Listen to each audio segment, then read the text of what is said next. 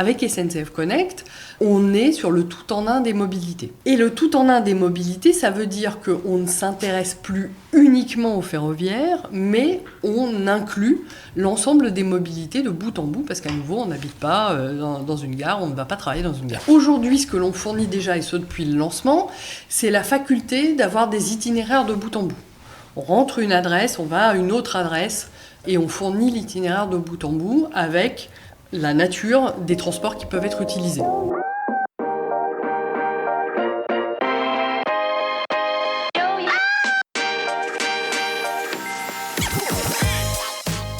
Bonjour et bienvenue parmi les Digital Doers, votre podcast source d'inspiration pour les acteurs de l'innovation. Ce programme est coproduit avec Comexposium pour l'événement incontournable qu'est le One-to-One Retail e-commerce de Monaco.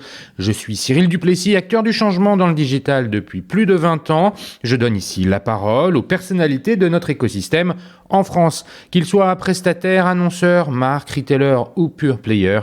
Ils sont des acteurs engagés dans leur business et l'innovation fait partie de leur quotidien. Source intarissable d'inspiration, je vous propose une conversation dynamique et sincère pour vous donner accès à leur retour d'expérience, leur vision et leur analyse sur les tendances et les perspectives marché.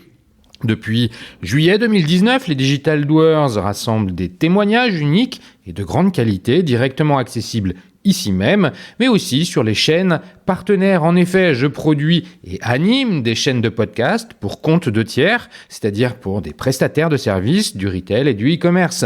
Le concept est simple, inviter un prospect à venir discuter de votre problématique avec un expert maison dans une conversation tripartite. Vous êtes intéressé? N'hésitez pas à me contacter directement sur le site lesdigitaldoers.com ou via LinkedIn. En attendant, je vous souhaite une bonne écoute, toujours sans coupure.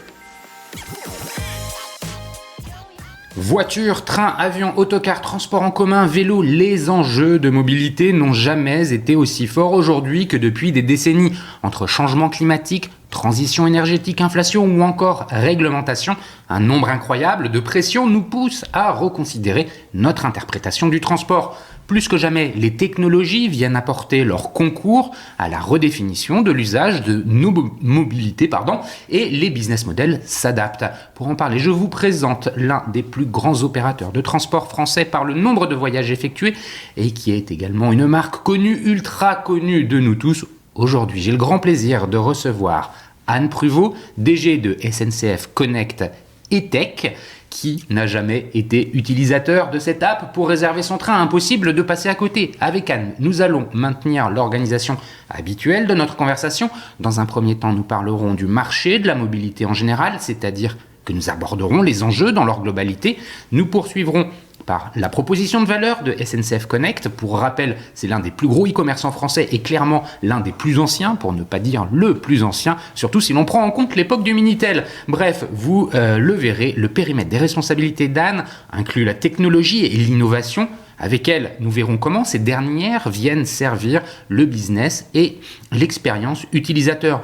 Je crois aussi qu'avec notre invité, nous verrons quelques nouveautés qui vont arriver. Enfin, nous ferons un focus sur la relation client. Plus que jamais pour SNCF Connect, la donnée, le CRM, l'acquisition et la fidélisation doivent se trouver au centre des priorités. Mais avant de commencer, Anne, peux-tu te présenter en quelques mots ?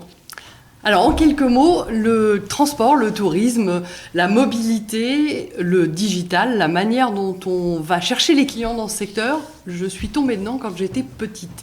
Alors, petite, quand j'ai débuté ma carrière professionnelle, j'ai eu la chance de découvrir ce secteur à travers le métier de consultant. Et de faire toute ma carrière. En général, les consultants deviennent consultants pour changer de secteur, pour voir différents secteurs. Moi, j'ai fait l'inverse. J'ai choisi un secteur et j'ai gardé mon métier de consultant pendant quelques années. Alors, on va revenir en détail parce qu'effectivement, c'est une partie importante de ta carrière professionnelle, le métier de consultant. Tu es plutôt ingénieur, plutôt commercial. C'est quoi les études que tu as fait avant de commencer ? C'est une très très bonne question, puisqu'effectivement tout ça mène au métier de consultant. Donc je suis plutôt d'origine commerciale, hein. J'ai fait HEC et ensuite me suis lancée assez vite dans cette carrière professionnelle. Tu as été diplômée en quelle année? Juste pour qu'il y ait des points de passage. On fait vraiment le CV en fait. Ah non, on ne fait pas vraiment le CV, mais c'est important de replacer les choses dans leur contexte. Sur LinkedIn, tout le monde peut voir ton profil. Si je dis pas de bêtises, ça doit être aux alentours de 95. Oui, voilà. Bonne mémoire. Voilà.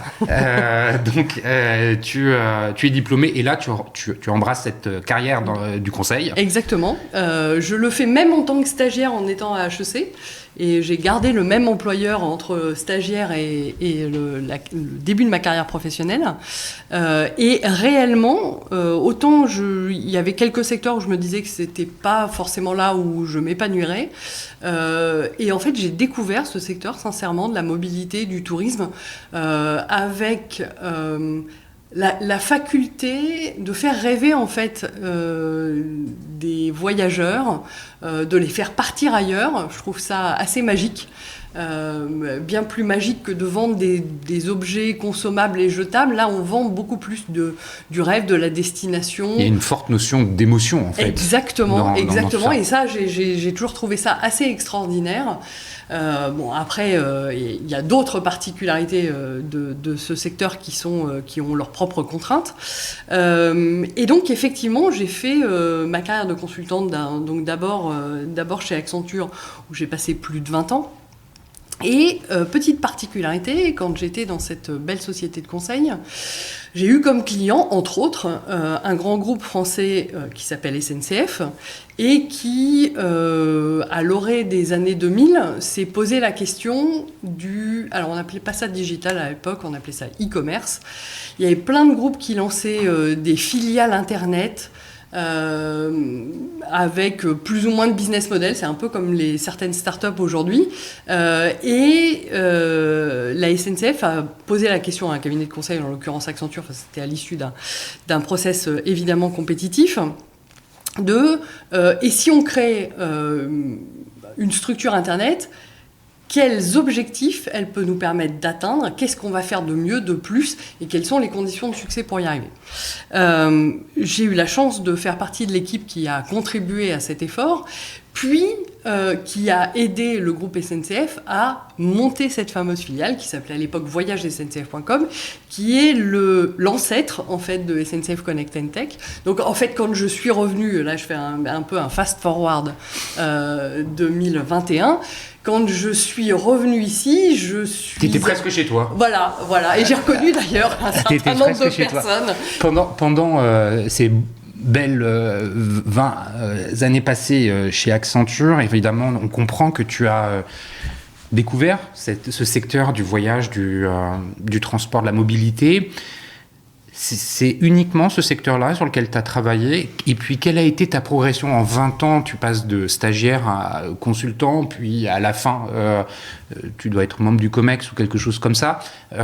Comment ça s'organise un peu, cette durée de 20 ans pendant laquelle tu as progressé? Quels sont les défis véritables, les challenges auxquels tu as été confronté, en dehors de, typiquement, ce que tu viens de nous décrire avec la SNCF?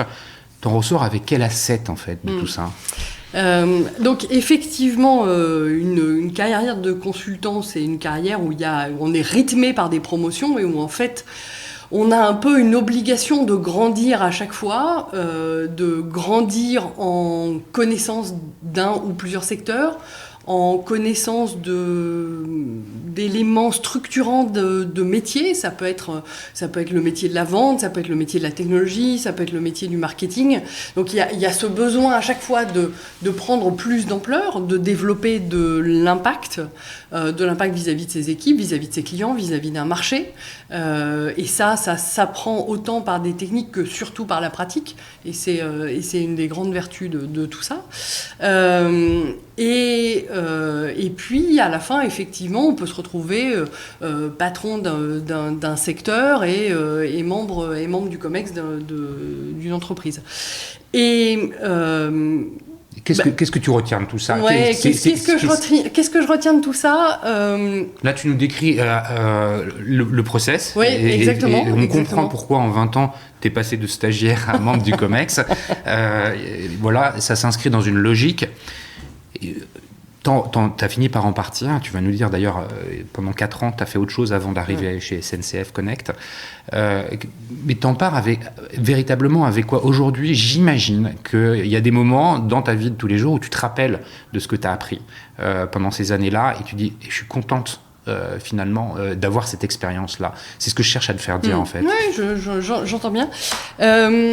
Ce que j'en retiens, et c'est quelque chose qui m'est très personnel, bien sûr. parce que tout le monde n'en retient pas exactement la même chose.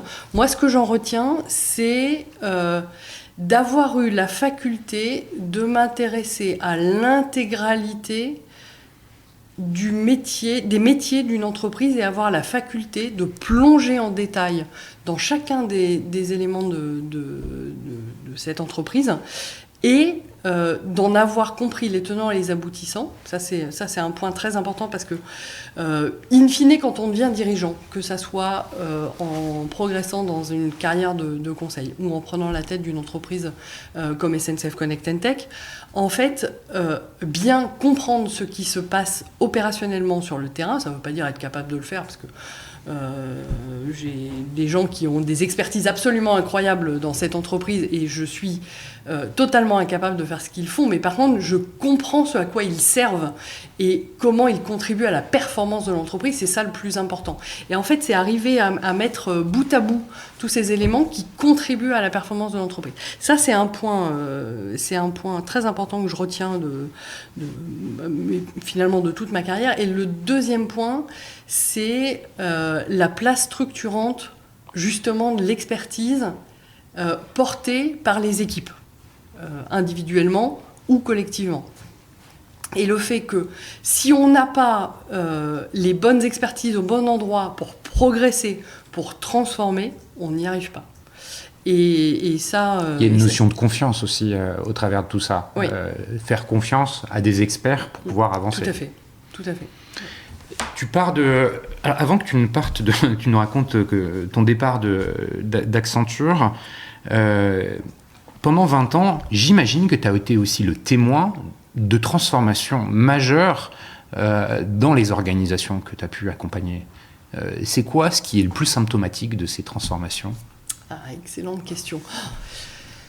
Je pense que ce qui a été le plus symptomatique, c'est probablement le renversement de relations entre ce qu'on va appeler les fournisseurs et les clients. Pourquoi je le formule comme ça? Alors, je vais prendre à nouveau le secteur du tourisme, du transport, qui est le secteur à nouveau que je connais le mieux. Un peu le sujet du moment. Voilà, exactement. En fait, pendant très longtemps, et ce jusqu'à à peu près, on va dire, 2005, quelque chose comme ça, toutes les entreprises du secteur du tourisme, du transport, avaient besoin d'intermédiaires pour parler à leurs clients. Ces intermédiaires, c'était les agences de voyage. Alors, il en reste encore plein et des extrêmement fortes aujourd'hui des agences de voyage, mais il y a de plus en plus de relations directes. En fait, il n'est pas rare que chacun d'entre nous achète directement, réserve directement sa nuit d'hôtel auprès d'un hôtel, achète directement ses billets de train, je l'espère à travers SNCF Connect, achète directement son billet d'avion. Ça n'existait pas avant, c'était minoritaire.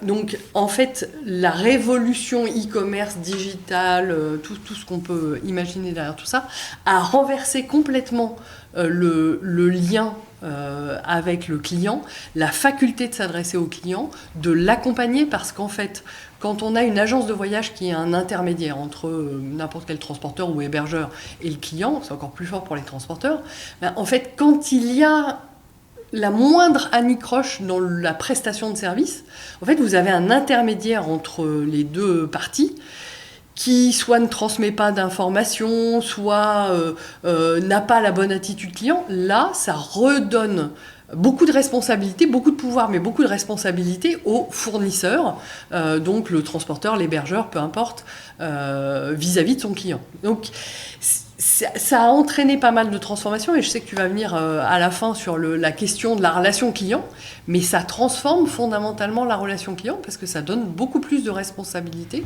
à ce fournisseur. Finalement, ce que tu es en train de nous dire, c'est que le secteur, au cours des dernières années, est beaucoup moins intermédié. Et on est beaucoup plus en D2C, direct to the consumer. On le voit aussi à travers des marques, par exemple Nike, qui le fait de plus en plus. Et tu as été témoin de ça.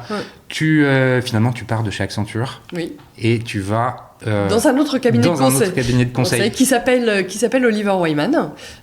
Qui fait quoi? Qui est autant Accenture a un panel assez large de prestations de consulting jusqu'à la technologie, jusqu'à de l'externalisation.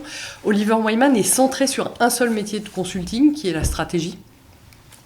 Et là, aux surprises, je travaille à nouveau sur le secteur du transport, du tourisme et sur les problématiques digitales associées. À moitié une surprise, on est d'accord. On est d'accord. Et leurs problématiques digitales. Ce qui est intéressant, c'est que autant les années 2000-2015 nous avaient amené du e-commerce au mobile commerce.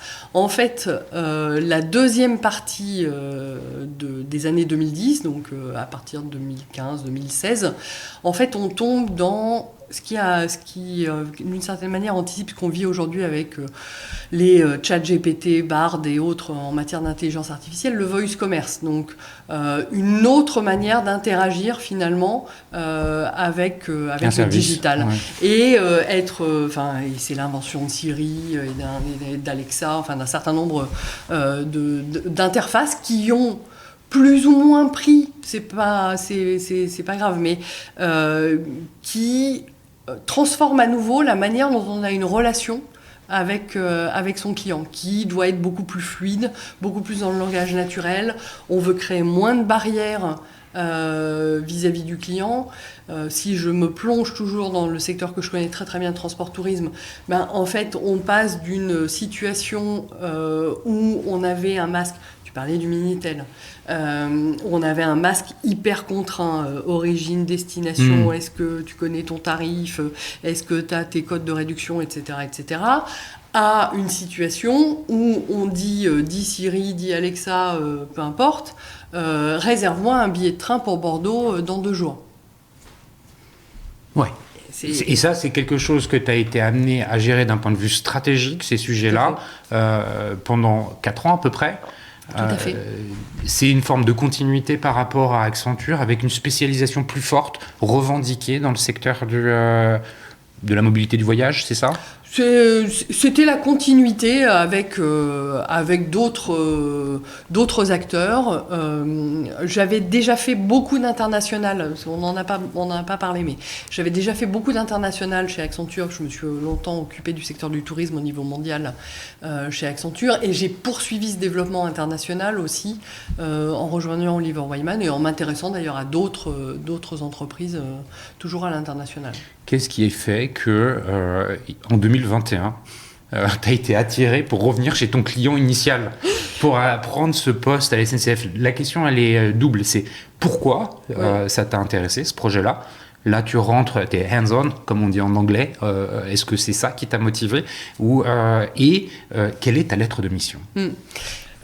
En fait, ce qui m'a séduit, c'est d'abord et avant tout le fait qu'on était dans un moment très fort, on est toujours dans un moment très fort de transformation.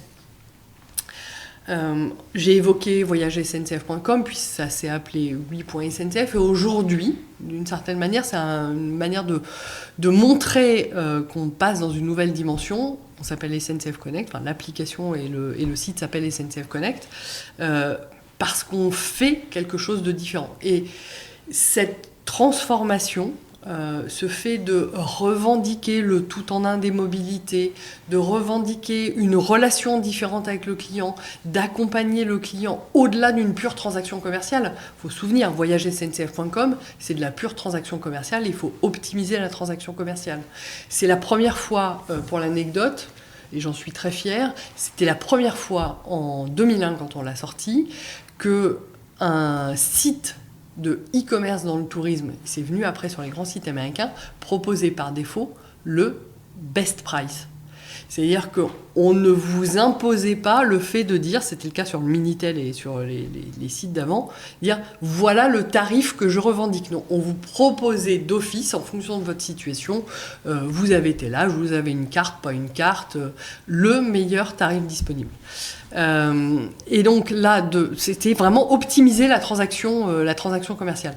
Là, on passe dans une autre dimension, parce que ça, on l'a très bien fait, qui est d'accompagner le client de bout en bout, parce que la transaction commerciale maintenant, c'est bon, mais par contre, il faut permettre au client de savoir comment il va faire une mobilité complète en porte à porte, parce que, comme on a l'habitude de le dire chez nous, personne n'habite, ou il y a peu de monde en tout cas, qui habite, travaille ou va en vacances dans une gare.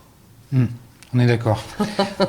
Donc, c'est finalement, je comprends en filigrane de ce que tu dis, que c'est pour maintenir cette transformation-là et l'accompagner, elle aussi, en fait, encore un temps que tu as accepté, ou que c'est du moins ta lettre de mission, tu as accepté. Mais là, tu es vraiment opérationnel. Est-ce que c'était une notion qui te manquait? Parce que dans le conseil, on n'est pas opérationnel comme les clients le sont eux, puisque le but du conseil, c'est d'apporter son conseil, d'accompagner un peu, peut-être une mise en œuvre opérationnelle dans un temps, mais finalement, être les mains dans le cambouis, c'est quand on est chez le client. Est-ce que c'était ça aussi Alors c'est clairement un sujet qui était important pour moi, que j'avais eu la chance de bien vivre chez Accenture. À la fois, l'exemple voyagesncf.com en est l'illustration, avec cette faculté de passer d'une mission de conseil en stratégie à la mise en œuvre complète, puisqu'on a accompagné assez longuement la création de l'entreprise voyagesncf.com à l'époque,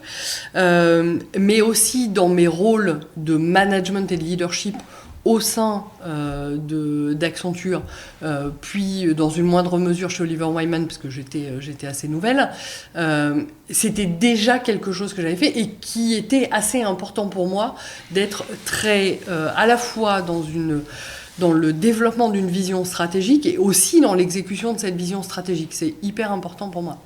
Et je reviens sur le temps de transformation, parce que là, je me suis beaucoup focalisée en parlant de ce sujet de transformation sur SNCF Connect, mais au-delà de ce que le client peut expérimenter à travers SNCF Connect, on a aussi un enjeu, là, avec le début des années 2020, d'accompagner l'ouverture à la concurrence du marché de la mobilité, en particulier de la mobilité ferroviaire. Et il y a beaucoup de choses qui sont en train de changer et qui nous obligent à considérer nos solutions digitales un peu différemment. Ok. Eh bien, écoute, c'est très clair. Merci pour cette présentation détaillée de ton parcours et d'être revenu sur les éléments saillants qui l'ont composé, et puis on a bien compris en fait le cheminement qui a été le tien jusqu'à obtenir le poste que tu occupes aujourd'hui. On va prendre un peu de hauteur maintenant et on va parler de l'ensemble des mobilités, le marché finalement, le transport ferroviaire de personnes est une des dimensions de la mobilité. Tu as parlé justement d'ouverture à la concurrence. Je le disais en introduction, la mobilité aujourd'hui, elle revêt plein de modalités différentes.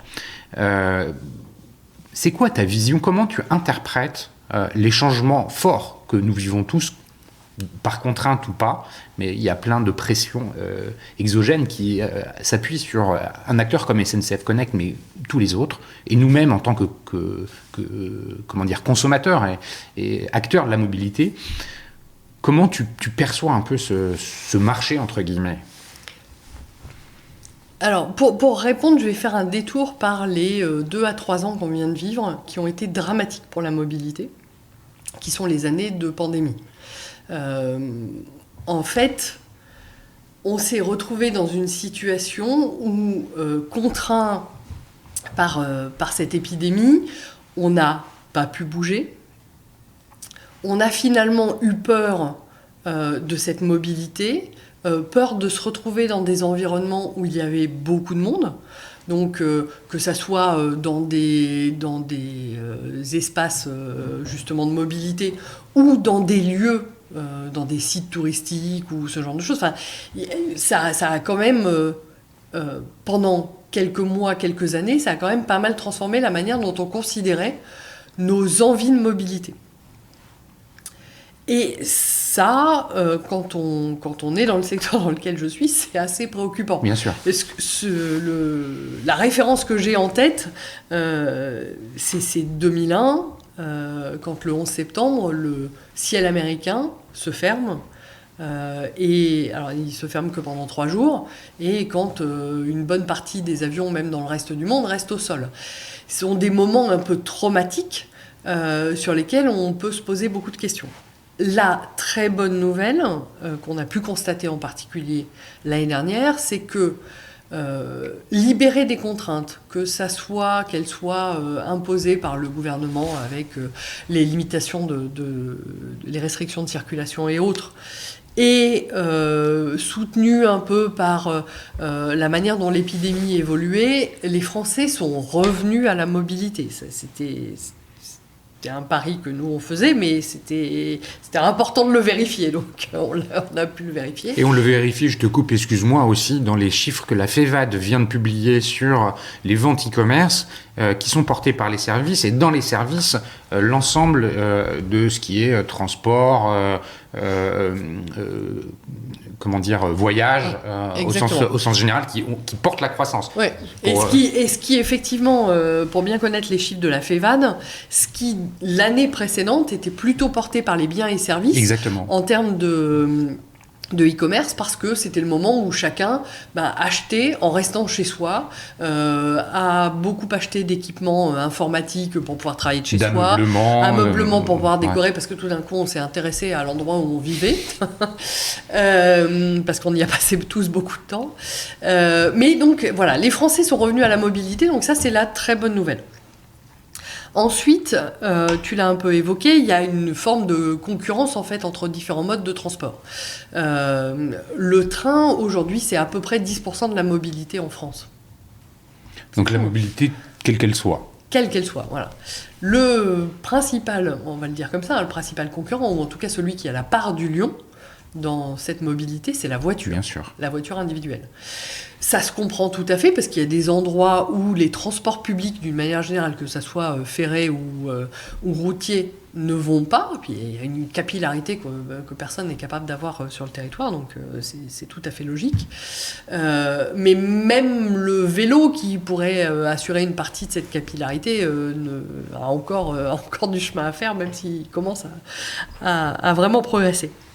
Donc c'est pour nous, acteurs de la mobilité, un véritable enjeu d'arriver à faire basculer, et c'est la raison d'être en fait de SNCF Connect and Tech, innover pour rendre les mobilités durables accessibles à tous, de véritablement faire progresser l'agenda de ces mobilités durables et faire en sorte que cette envie de mobilité retrouvée des Français soit compatible avec nos enjeux collectif en tant que pays, en tant que région européenne. Enfin, c'est beaucoup plus vaste que nos enjeux nationaux, compatibles avec nos réflexions de développement durable, de transition énergétique. Et c'est à nous d'être une force, pour être un petit nudge, pour pousser nos concitoyens, les Français, à aller vers des mobilités durables. Effectivement, en fait, tu le dis de façon très juste, il y a à la fois des impératifs à changer. Si on rembobine 10, 15, 20 ans en arrière, on n'était pas du tout dans les mêmes préoccupations. Comment on faisait pour aller du plus vite d'un point A à un point B, c'était tout. Aujourd'hui, il y a plein de choses qui viennent chambouler nos habitudes, et la réglementation aussi en fait partie. Puisque pour changer les habitudes, il y a aussi des décisions étatiques ou européennes qui viennent imposer des choses. Je pense par exemple finalement aux liaisons par avion à l'intérieur du pays qui, si elles sont inférieures à 2 heures ou 2 heures et demie, je crois bientôt, elles ne pourront plus avoir lieu parce que le train peut venir proposer une solution alternative qui est plus verte que le transport par avion. Concernant les consommateurs, comment ils évoluent, c'est quoi en fait leur positionnement ? On pense aussi à l'économie par l'usage, l'utilisation par l'usage, les voitures en free floating, on peut aussi inclure là-dedans le covoiturage, enfin, il y a plein de façons nouvelles par l'usage de consommer le transport. Comment ça s'est perçu par vous à la SNCF ? De façon globale, le consommateur, ce que je suis en train d'essayer de dire, c'est que lui-même, il est en train de changer. Et il ne le consomme plus de la même façon. Et il se pose encore beaucoup de questions. Comment vous le percevez, vous, en fait, ces changements ? Alors moi, je vais donner une interprétation très personnelle. Ben ça, c'est très bien. Vas-y. Je pense qu'on prête malheureusement beaucoup trop d'intention et de réflexion aux consommateurs. En particulier sur ce sujet, la transition énergétique. Alors, je vais m'expliquer. En fait, aujourd'hui, le client, il veut deux choses. Il veut quelque chose de simple et quelque chose de pas trop cher. Et en fait, si en plus c'est durable, c'est mieux. On le voit, nous, dans les sondages qu'on est capable de faire de nos différents utilisateurs. Oui, ils mettent assez haut la valeur mobilité durable dans leurs critères, mais ils ont des enjeux de facilité, de est-ce que ça va me permettre d'aller correctement à ma destination ? Est-ce que je vais pouvoir l'utiliser simplement ? Parce qu'on parle de free floating, mais free floating pour des voitures, par exemple, il faut déposer son permis. Et c'est normal, enfin, à un moment, les compagnies qui louent ces voitures, il faut qu'elles soient capables d'identifier le conducteur. D'identifier le conducteur, de s'assurer qu'il a le droit de conduire. Enfin, elles prennent une responsabilité de mettre des gens au volant d'une voiture. Donc, je ne conteste pas ça, mais ça crée des frictions dans la consommation. C'est pas, on ne fait pas ça sur un coup de tête comme ça. Bien sûr, c'est réfléchi. C'est réfléchi, exactement. Et donc, on a cet enjeu d'accessibilité et de faciliter l'accès à toutes ces mobilités durables, et en même temps de les rendre accessibles du point de vue tarifaire. C'est double enjeu, parce que ça reste le critère. La conjoncture actuelle vient renforcer cette sensibilité au prix. Oui. L'inflation est aussi quelque chose qui contribue à rendre ce critère-là important aux yeux des consommateurs. Bien sûr. Et c'est pour ça que tout à l'heure, je disais que je livrais une interprétation personnelle. C'est que régulièrement dans le débat public, on voit il y a une attente de déplacement durable, responsable et autres. Il y a une attente exprimée, mais qui...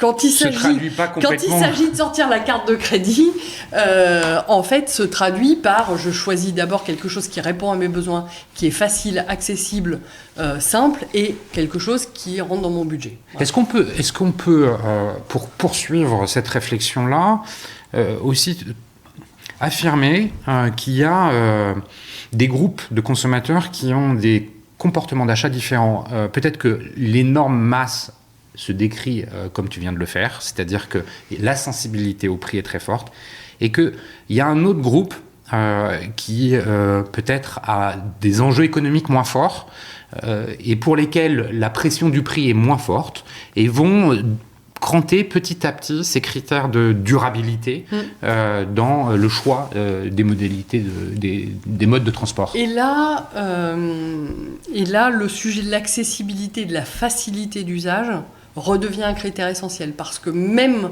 si l'enjeu prix n'est pas structurant pour ce petit groupe-là, le fait que ça soit facile et accessible le reste.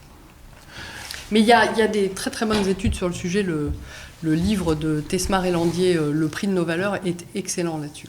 Ouais, donc on est quand même sur, comme tu le dis justement, un marché qui est en transformation, qui peut être un peu freiné peut-être par des éléments conjoncturels dans sa transformation, mais qui a quand même quelque chose qui vient, une lame de fond en fait, sur l'usage du transport. Personne ne peut le contredire, je pense, puisque on est sensibilisé à différentes échelles par ces sujets-là. Et alors là-dedans, SNCF Connect, comment ça s'insère ? Pour aller plus loin, tu as commencé à le présenter, pour aller plus loin dans la proposition de valeur, qu'est-ce que vous faites? Où est la technologie? En quoi elle est source d'innovation pour vous, pour le business, pour les consommateurs? Alors, SNCF Connect, si on reste spécifiquement... commençons par ça. Levons le NTech de notre débat. Donc, SNCF Connect NTech, puisque tu l'as dit, je suis directrice générale de SNCF Connect NTech, ce sont deux activités principales. Une que tout le monde connaît, je vais y revenir, c'est SNCF Connect, c'est de la distribution de mobilité.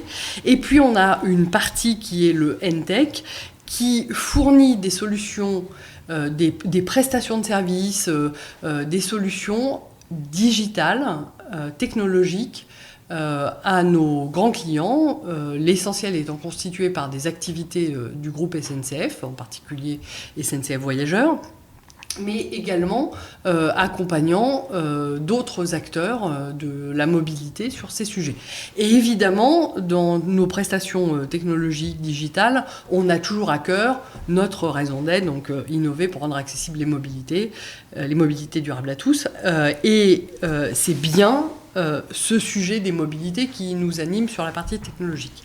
Mais revenons à SNCF Connect, puisque c'est celui que tout le monde connaît. Et tu vas le développer. Avant que tu ne le développes, tu parles des mobilités quand on...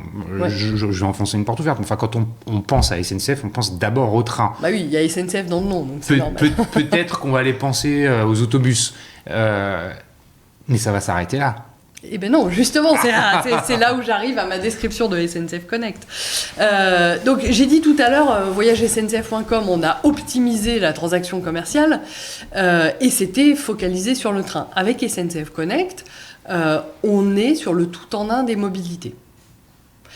Et le tout-en-un des mobilités, ça veut dire qu'on ne s'intéresse plus uniquement au ferroviaire, mais on inclut l'ensemble des mobilités de bout en bout, parce qu'à nouveau, on n'habite pas dans une gare, on ne va pas travailler dans une gare. Alors, pour être très concret, ça veut dire que tu vas... je prends un exemple, on est aujourd'hui à Paris, je veux me rendre à Aix-en-Provence, mais pas à la gare d'Aix-en-Provence, un petit peu plus loin. Quelque part, je vais avoir la solution pour partir de chez moi, aller jusqu'à la gare de Lyon à Paris, et puis avec une solution pour m'amener dans le petit village à côté d'Aix-en-Provence. Exactement. Alors aujourd'hui, ce que l'on fournit déjà, et ce depuis le lancement, c'est la faculté d'avoir des itinéraires de bout en bout. On rentre une adresse, on va à une autre adresse, et on fournit l'itinéraire de bout en bout avec la nature des transports qui peuvent être utilisés, avec différents scénarios d'itinéraire, des combinaisons de ferroviaires, de bus longue distance, toutes les formes possibles et imaginables de mobilité.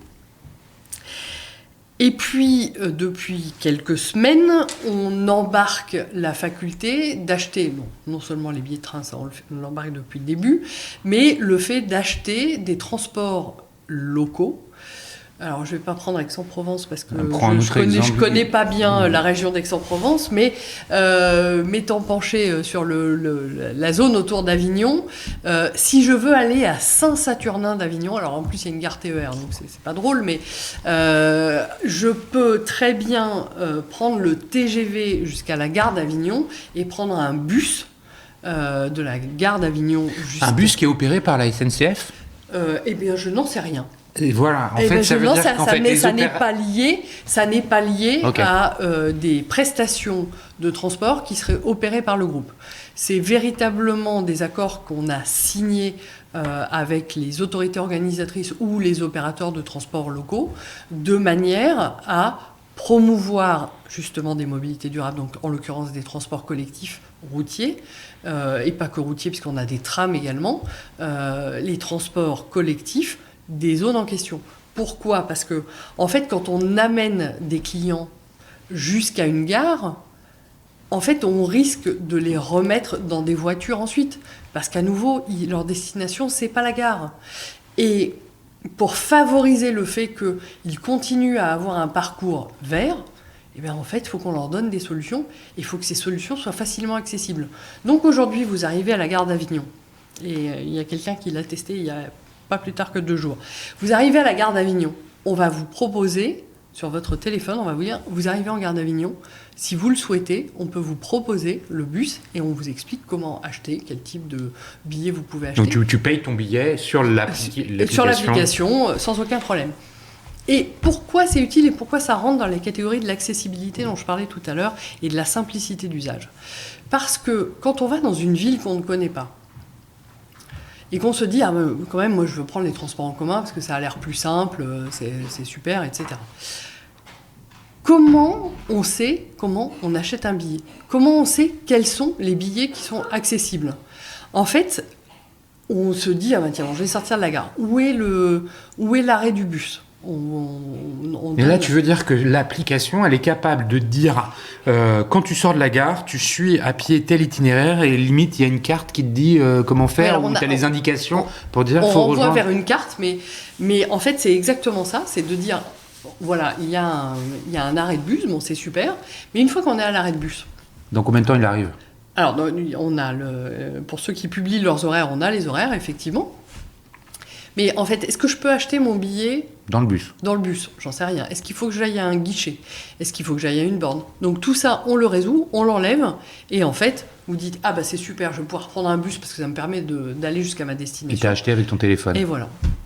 Ok, donc c'est fluide. Et c'est fluide, voilà. Ça, c'est... Alors, souvent, quand on dit que un service est simple, c'est que derrière, il y a une notion assez compliquée de mise en œuvre opérationnelle. C'est le principe du canard, ça a l'air toujours très fluide à la surface, il navigue et en dessous ça pédale. Voilà, et ben en fait j'aimerais bien que tu me racontes un petit peu ce que ça veut dire pour SNCF Connect, de mettre ça de façon opérationnelle pour le compte des consommateurs. C'est là où véritablement je pense que la brique technologique vient servir l'expérience utilisateur. Et alors là, en plus, on bénéficie d'une chance extraordinaire ou d'un partenaire de qualité.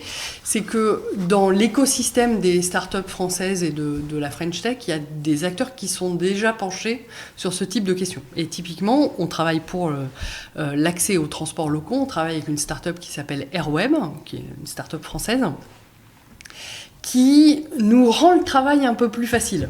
Ils ont fait une partie du boulot pour nous. C'est-à-dire qu'eux ont des accords avec les différents systèmes des différents transporteurs locaux. Donc ils ont un maillage national. Ils ont un maillage très fin. Et en fait, on s'appuie sur eux, ce qui nous permet de ne réaliser qu'une seule connexion technologique qui est vis-à-vis de leur plateforme à eux. De manière à justement avoir les bus de Maubeuge, les bus d'Avignon, les bus d'Angoulême. Et ça nous évite de nous adapter à chacun des systèmes. Donc il nous facilite le travail.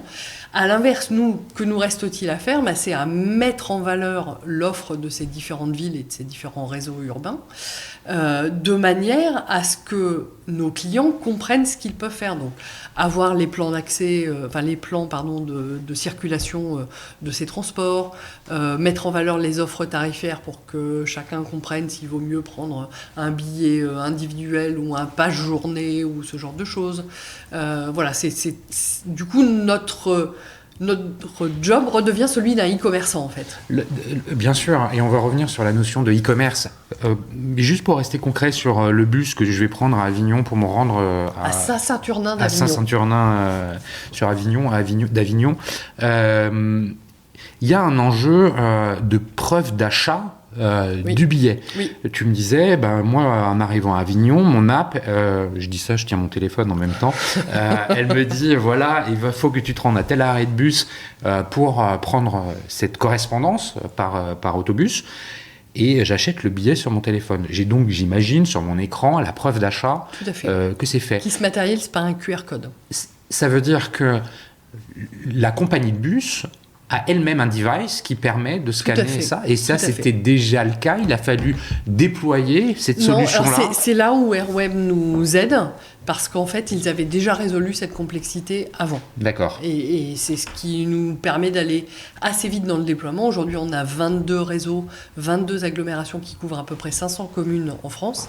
Et notre ambition, c'est d'aller beaucoup plus loin que ça et d'ajouter de nouveaux réseaux. Et on va le faire facilement grâce à Airweb.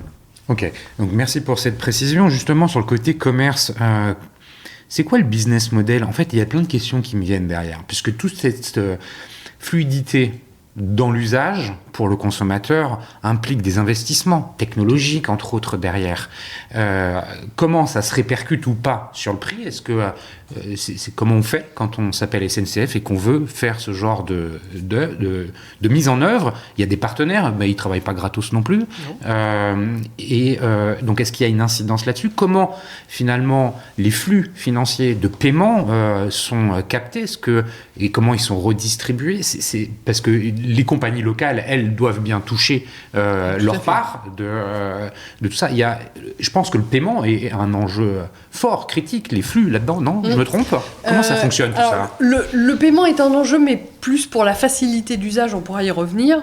En fait, on a un business model, SNCF Connect a un business model très simple. Nous sommes une agence de voyage. D'accord. Donc nous avons une rémunération d'agence de voyage. Et sur la base de cette rémunération, qui n'est pas très élevée, mais qui est celle du secteur, il faut qu'on maximise l'impact des investissements qu'on est capable de faire et de nos dépenses technologiques, tout en prenant en compte la mission qui nous anime, je ne la martèle pas une nouvelle fois, mais qui va être aussi d'accompagner nos clients au maximum. Et on le fait aussi parce que pour nous, c'est un angle de fidélisation de nos clients.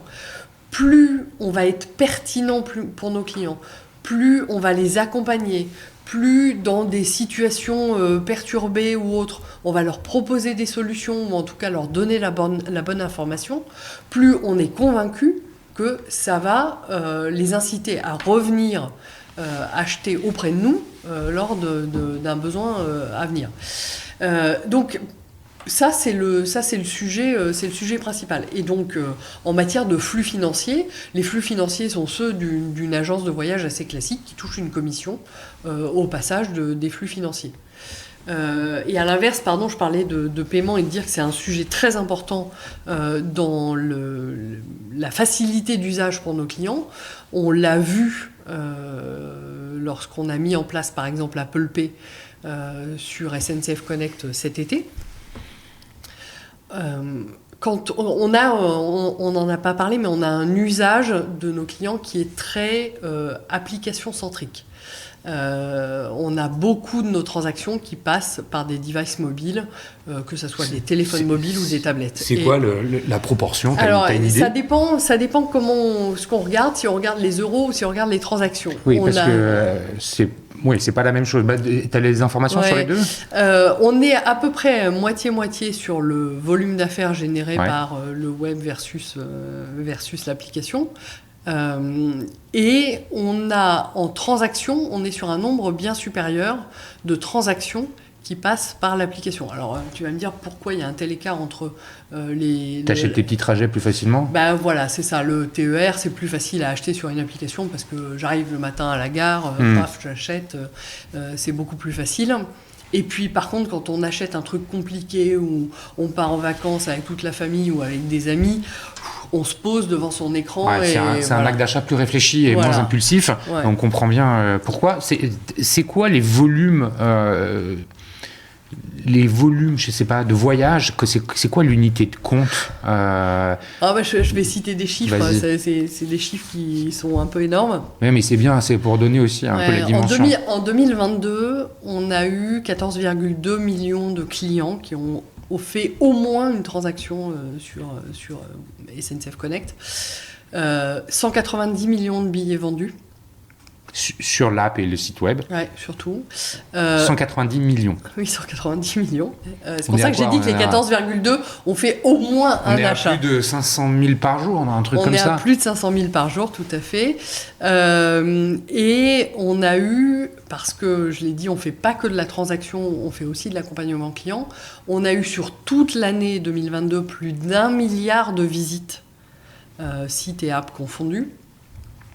Et avec plutôt une croissance dans l'année, puisque nos 3 derniers mois et puis le mois de janvier 2023 étaient à plus de 100 millions de visites par mois sur nos sites et nos apps. Ça représente combien de milliards de volume d'affaires, tout ça?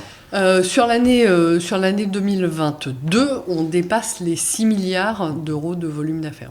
Ah, c'est énorme. Ça donne vraiment la mesure c'est quoi? Finalement, SNCF Connect, c'est quoi? C'est dans le top 20 des e-commerce en français Ah oui, c'est plus que dans le top 20. Ouais. Oui. on va pas commencer à compter qui est sur le podium, mais oui, c'est plus que le top 20 Ouais, c'est ça. Là, quand on entend ces chiffres, il y a forcément la question de la solidité des infrastructures derrière. Les volumes, et en plus de ça, là c'est lissé sur l'année, il y a des pics monstrueux selon des éléments de saisonnalité. Comment on fait pour s'assurer de la solidité de l'infrastructure technologique qui est derrière?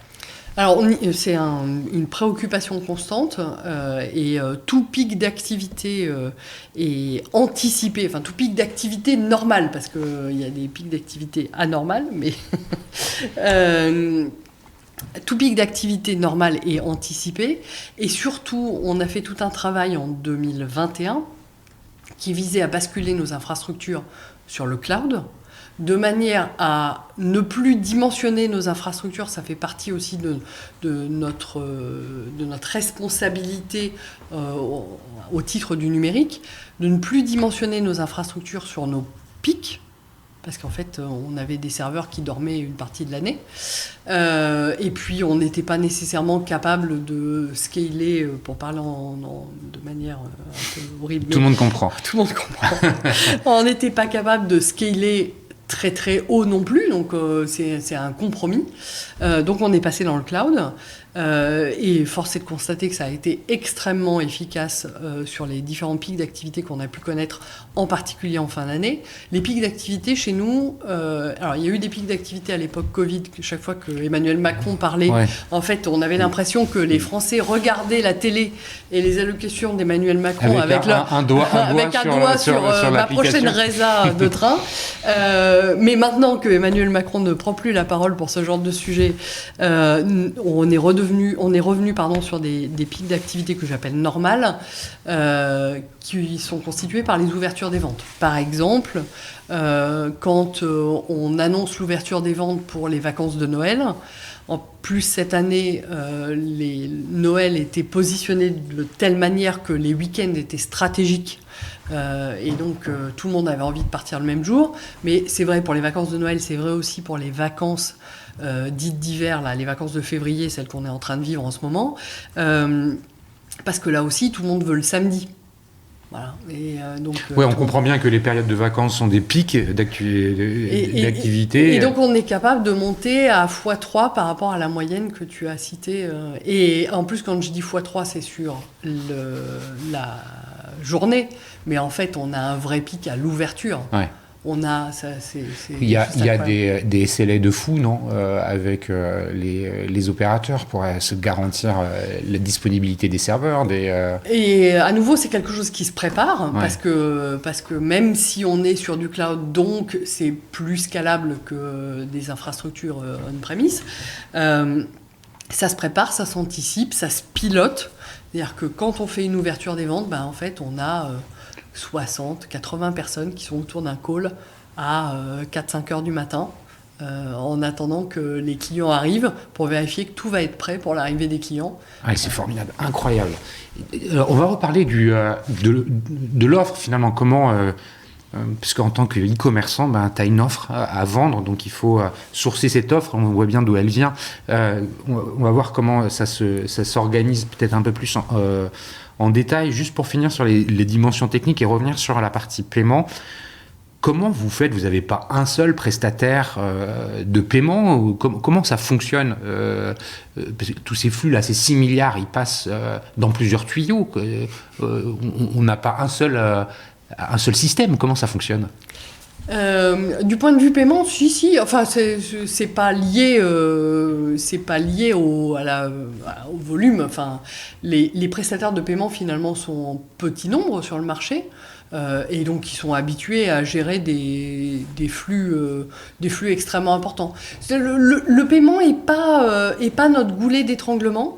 À l'inverse, et si je reviens sur le paiement, parce que je suis pas allée au bout de mon sujet tout à l'heure, quand on a mis en place Apple Pay donc cet été, on a vu que on avait d'abord une adoption très très rapide de nos clients de ce type de solution facile, et surtout un meilleur taux de conversion pour les clients qui utilisaient ce type de paiement. Pourquoi ? Parce que en fait, la réglementation a ajouté beaucoup de contraintes, et on peut comprendre d'où viennent ces contraintes, et en particulier le 3DS, avec, quand vous êtes dans une application, finalement, on est dans l'application, on dit je saisis ma carte de crédit. Il faut valider le paiement sur son application bancaire. Et on sort de son application de commerce, on va dans l'application bancaire. On revient, on sait pas, on n'est pas sûr. Enfin, il y a beaucoup. Il y a une crispation. Ouais, il y a beaucoup d'incertitudes qui se créent chez le client. Des solutions comme Apple Pay, en fait, permettent de résoudre, de cacher cette partie-là, et finalement de ne jamais sortir de l'application du commerçant pour valider ce paiement. Et du coup, ça améliore ça énormément la fluidifie. conversion. Mais justement, sur les moyens de paiement, quels sont ceux que vous donnez en dehors d'Apple Pay, de la carte bancaire traditionnelle? Quels sont les autres moyens de paiement que vous proposez? Pourquoi je te pose la question? Parce qu'il y a de plus en plus d'acteurs du BNPL, du Oui. Buy Now, Pay Later, le paiement fractionné. Est-ce que c'est quelque chose que vous proposez, qui est ou pas? Et sinon, est-ce que ça peut l'être? Il y a aussi le paiement par virement qui fait son arrivée. C'est quoi les moyens de paiement? Alors, les moyens de paiement sont d'abord essentiellement centrés sur la carte bancaire et sur toutes les modalités autour de la carte bancaire qui prend différentes formes. Avec donc toutes ces variantes, type Apple Pay et autres. On s'est attaché à ajouter un certain nombre de moyens de paiement là au cours de l'année. Les chèques vacances dématérialisés. C'était quelque chose que nos clients attendaient avec impatience, et en même temps qui a besoin de grandir. Je m'explique, jusqu'à maintenant, nos utilisateurs recevaient de la part de leur employeur ou de leur comité d'entreprise des chèques papier, chèques vacances à utiliser pour acheter des séjours, des transports, parfois payer des restaurants. Bon. Et ces chèques papier, en fait, quand vous vouliez acheter du train en particulier, vous pouviez les utiliser qu'au guichet. Ce qui amène à faire la queue juste pour utiliser ces chèques. T'as pas besoin de convaincre qui que ce soit sur le fait que ce soit pas le machin le plus fluide et que c'est dans l'air du temps. Et donc depuis peu, l'Association nationale des chèques vacances propose des chèques vacances dématérialisés qui sont encore peu adoptés à la fois par les employeurs et les comités d'entreprise, mais les versions papier sont digitalisables. Donc ce sont ces versions digitalisables et les chèques vacances émis digitalisés qu'on est capable d'accepter. Et sincèrement, là aussi, on a vu un taux d'adoption supérieur à ce qu'on attendait dès le lancement, avec un grand nombre d'usages, en particulier pour l'été. Ça, c'était la nouvelle de juste avant l'été dernier. On a travaillé aussi avec un certain nombre d'acteurs des budgets mobilité. Alors, les budgets mobilité, c'est un truc qui a été créé par la LOM, la loi d'orientation des mobilités, qui s'est beaucoup préoccupée de comment les entreprises peuvent favoriser pour leurs salariés, pour leurs collaborateurs, l'usage des mobilités durables. Et donc, ils ont créé 2 dispositifs, un qui s'appelle le forfait de mobilité durable et un autre qui s'appelle le crédit mobilité. Je vais essayer de les expliquer de manière simple parce que ils rapide. Le forfait de mobilité durable, alors je vais le résumer de manière un peu lapidaire, c'est le ticket restaurant de la mobilité. C'est-à-dire qu'on accorde à l'entreprise la faculté de subventionner de la mobilité durable. Par contre, ça ne peut pas s'ajouter au remboursement de l'abonnement de transport que chacun d'entre nous est susceptible d'avoir. C'est vraiment pour faire basculer de la voiture au transport, une mobilité durable.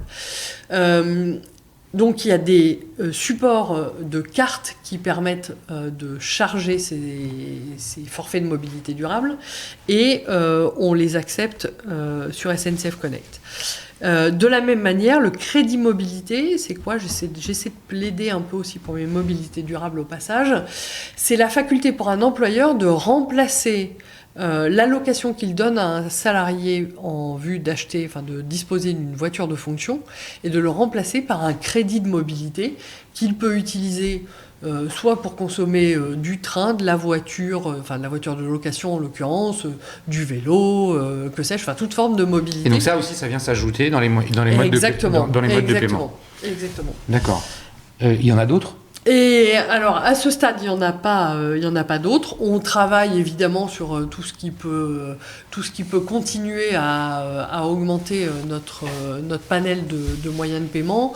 Et on y arrivera là en 2023. Il y aura aussi des nouveautés sur ce plan. Tu as commencé à l'évoquer tout à l'heure. Merci Anne pour ce détail de finalement la proposition de valeur de SNCF Connect. Tu as commencé à l'évoquer tout à l'heure. Le consommateur, il est quand même au centre de vos préoccupations.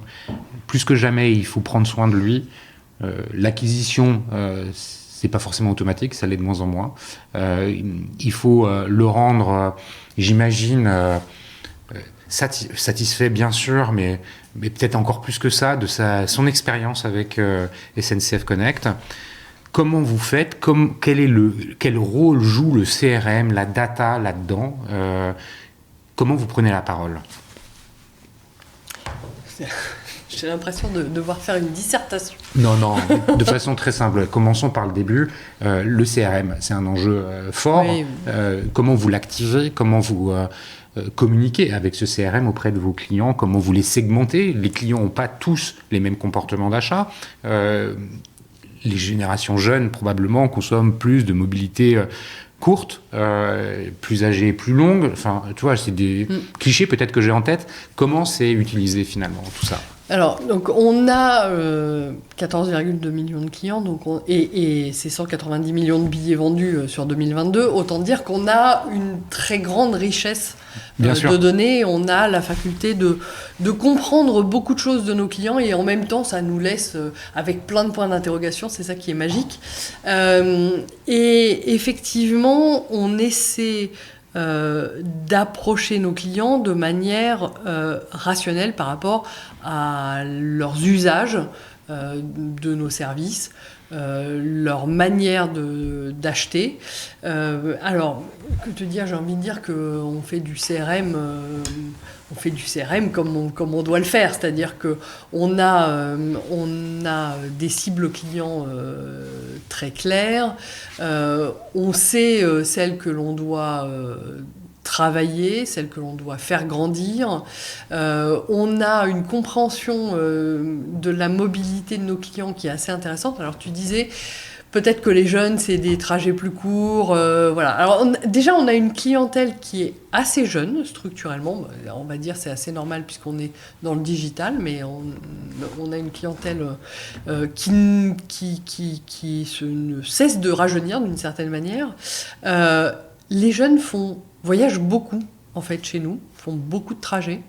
Les familles, on le voit, et ça va avec notre sujet des achats de tout à l'heure, et c'est un achat plus réfléchi. Les familles sont plus parcimonieuses dans leurs déplacements, en famille, justement. Les seniors, si on parle des seniors, c'est ceux qu'on a vu revenir le plus tard des effets de la pandémie, et là aussi on peut le comprendre. Donc on a cette faculté de comprendre effectivement, soit par tranche d'âge. Il va y avoir des activations différentes d'un point de vue communication, prise de parole vis-à-vis des segments. En fonction de nos différentes cibles et de nos différents Comment segments. la donnée, l'énorme masse de données que vous avez est exploitée ? Est-ce qu'il y a des technologies ? Est-ce que l'IA est un sujet qui vient vous titiller un peu pour l'exploitation de ces données ? Alors tout nous titille et à tel point que, à titre personnel, quand je suis arrivée, j'ai tenu à créer une direction qu'on a appelée Data et Performance pour montrer justement l'importance de ce sujet data dans notre activité au sein de l'entreprise. et faire beaucoup plus levier sur ce... C'est quoi les objectifs de cette direction ? Les objectifs de cette direction, c'est de... la manière dont je le résume à la personne qui est en charge, je ne sais pas si elle nous écoutera, mais elle connaît par cœur ma phrase. Jusqu'à maintenant, on sait expliquer ce que l'on a fait de bien et pourquoi on l'a bien fait. Je veux qu'elle soit en mesure de me dire comment ça va se passer demain. Et à partir de ce qui s'est bien passé ou pas, arriver à piloter et à me dire exactement où on va atterrir sur chacun des segments. Un travail de prédiction, en quelque sorte. Beaucoup de prédiction, ouais, c'est ça. Beaucoup de prédiction. Et alors là, pour ouvrir, tu vois, ça fait déjà plus d'1 heure qu'on enregistre. Pour ouvrir sur le sujet de la prise de parole au sens communication, comment vous faites ? C'est quoi les axes de réflexion ? Quelle est la stratégie ? Les réseaux sociaux, est-ce que c'est quelque chose qui vient s'intégrer dans une stratégie globale ? Comment on fait pour parler de soi, attirer à soi les Français ? C'est pas forcément... C'est de moins en moins évident, tu vois. A priori, il y a l'ouverture à la concurrence, il y a plusieurs types de modes de transport. Il faut les convaincre de venir. Donc, il faut s'adresser à ces consommateurs potentiels. Comment on fait pour orchestrer cette prise de parole ? Tous les leviers, tous les médias sont bons. Au moment du lancement, on a accompagné ça de différentes campagnes, qu'elles soient digitales, qu'elles soient offline. On utilise tous les médias, les réseaux sociaux. On essaie de ne rien laisser échapper à nos antennes. Et même chose, il faut arriver à cibler ça en fonction des temps forts de nos clients, de nos propres temps forts. Par exemple, nos ouvertures des ventes, finalement, c'est quelque chose où on va vouloir un peu plus prendre la parole, et on le fait. C'est toute cette alchimie qui est important de construire. J'imagine que c'est suivi comme le lait sur le feu. Justement, il y a un point que je voulais évoquer tout à l'heure et je l'ai oublié, mais je vais revenir dessus quand même. Justement, l'offre, oui. L'ouverture des ventes. Comment ça... Parce que il n'y a pas que le TGV, il y a plein d'autres trains qui existent. Comment c'est organisé ? C'est un peu différent d'un site de e-commerce plus traditionnel. C'est prévu longtemps à l'avance. Comment on fait pour gérer ça ? Alors, en tant que distributeur, parce que nous, on n'est que distributeur, c'est pas nous qui concevons le plan de transport. Non, bien sûr, j'imagine, c'était pas ça ma question. Mais comment on vous le fournit, quoi ? Et comment vous le mettez en avant ? Oui, voilà, c'est ça. Non, mais en fait, voilà, on construit pas le plan de transport, on construit pas l'offre tarifaire, et c'est à nous de le mettre en valeur, de mettre en valeur des destinations. On travaille avec d'ailleurs un certain nombre d'offices du tourisme ou de CRT dans un certain nombre de régions pour mettre en valeur les destinations et susciter des envies. On a une offre... Tu as raison de dire qu'il y a toutes sortes de trains et toutes sortes de mobilités chez nous, parce qu'en fait, on a le TGV Paris-Lyon qui est là, et en même temps, on a le train jaune des Pyrénées, qui est autant un TER et donc une liaison régionale classique qui est presque de la mobilité domicile-travail, mais qui est aussi un train touristique absolument incroyable, puisque c'est un des rares trains, je crois, qui a des voitures découvertes. D'accord, en fait, sans toit. C'est-à-dire sans toit. Enfin, il y a des décapotables. Et voilà, exactement. Donc il y a des voitures avec toit et des voitures sans toit, mais ça permet de voir le paysage différemment. En plus, il traverse des paysages absolument incroyables. Donc en fait, on a toutes sortes de... La mobilité peut être la destination elle-même, comme c'est le cas dans le cadre du train jaune. Donc tout ça, il faut qu'on arrive à le mettre en scène. On a des équipes incroyables. Je parlais d'expertise tout à l'heure. On a des expertises tech, mais on a aussi des expertises d'animation commerciale, de gestion commerciale, de marketing, qui sont là pour mettre en valeur cette offre. Et on le fait pas uniquement à l'occasion des ouvertures des ventes, mais on le fait tout au long de l'année, parce qu'au moment de l'ouverture des ventes, si je reprends mes exemples, en particulier de l'hiver, en fait, on sait quels sont les trains qui vont être pleins tout de suite. faut juste faire savoir que c'est ouvert. Mais il y a plein d'autres destinations à mettre en avant, il y a plein d'autres trains à remplir, il n'y a pas que les trains de la neige. Et ça, c'est un effort quotidien des équipes. Et c'est leur expertise. Ça veut dire que finalement, j'imagine, quand je t'écoute parler, que tu viens peut-être reventiler le panel d'expertise et de talent qu'il y a à l'intérieur de SNCF Connect pour répondre à ces nouveaux besoins. C'est un enjeu fort, ça aussi. C'est un enjeu très très fort et l'enjeu c'est bien celui de vendre l'ensemble de l'offre et de ne pas se focaliser sur les best-sellers. Ça, c'est ce qui est la logique d'ailleurs du e-commerce. Le e-commerce depuis le début c'est la promesse d'aller vers la longue traîne, donc c'est bien notre logique. Anne, merci 1000 fois pour cet échange passionnant, qui m'a passionné. Est-ce que tu as l'impression qu'il y a un truc important qu'on n'a pas évoqué que tu aurais aimé dire? J'ai l'impression qu'on a évoqué quand même beaucoup de sujets. On a balayé très très large. Ouais. Merci beaucoup pour cet échange, la qualité de cet échange. Merci au One-to-One Retail e-commerce de Monaco pour le support qu'il apporte à cet épisode et au podcast. Merci à vous les auditeurs de votre fidélité et merci 1000 fois pour les messages d'encouragement que vous me faites parvenir. Ça me motive à continuer plus que jamais. Anne, merci encore de m'avoir reçu dans les bureaux de SNCF Connect. C'était un plaisir. Voilà. Merci pour cet échange encore une fois et à bientôt.